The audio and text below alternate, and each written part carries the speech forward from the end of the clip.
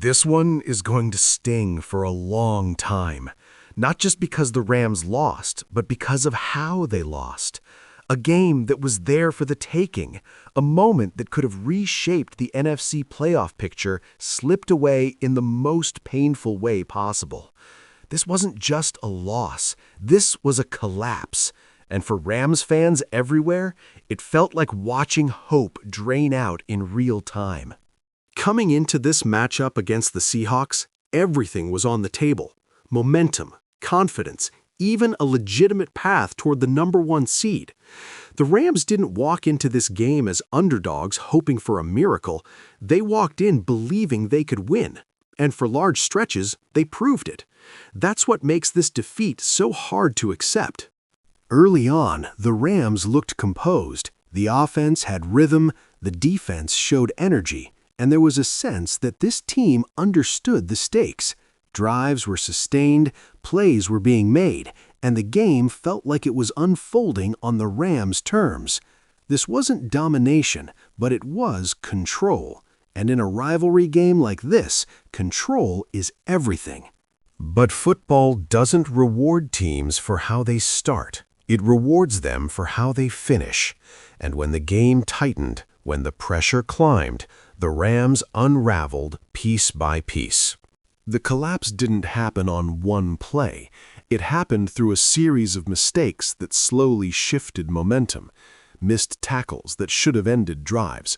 Coverage breakdowns that left receivers just a little too open. Offensive possessions where the urgency didn't match the moment. Against a Seahawks team that thrives on capitalizing on errors, those mistakes were fatal. What makes it worse is that the Rams had chances to put this game away, multiple times. Opportunities to take control late, drain the clock, and force Seattle into desperation mode. Instead, they left the door open. And in the NFL, leaving the door open is the same as inviting disaster inside. Late-game execution told the story. Third downs that absolutely had to be stops turned into conversions. Pressure that needed to get home didn't arrive. On offense, timing disappeared when calm and precision were required most. These are the moments that separate good teams from championship teams. And on this night, the Rams fell short. Then there's Puka Nacua. Once again, Puka played like a star. Tough, fearless, relentless. He fought for every yard, absorbed contact, and showed the kind of effort that inspires teammates and fans alike. When the offense needed a spark, he was there. When plays broke down, he battled anyway. His performance was one of the few constants in a game that spiraled out of control. But Puka's night also highlighted one of the most frustrating aspects of this loss, the officiating. Time and time again, Puka faced heavy contact that went uncalled, physical coverage that crossed the line, grabs and hits that disrupted routes and stalled drives. In moments where a flag could have extended possessions or flipped field position, nothing came.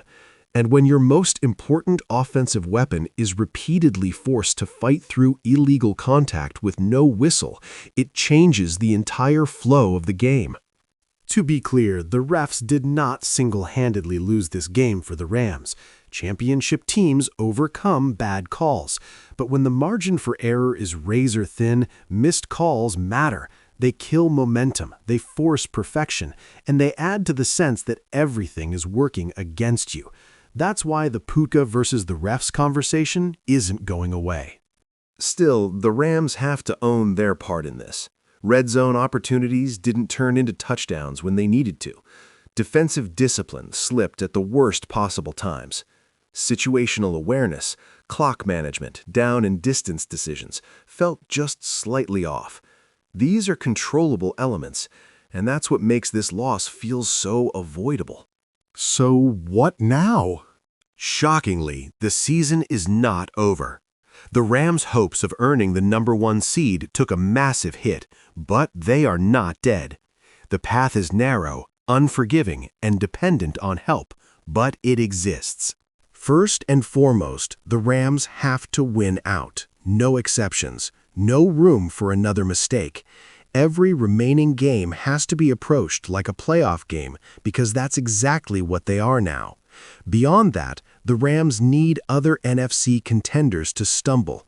Losses by teams ahead of them could open the door through tiebreakers like conference record, head-to-head matchups, and common opponents. Every year in the NFL, late-season chaos reshapes the standings.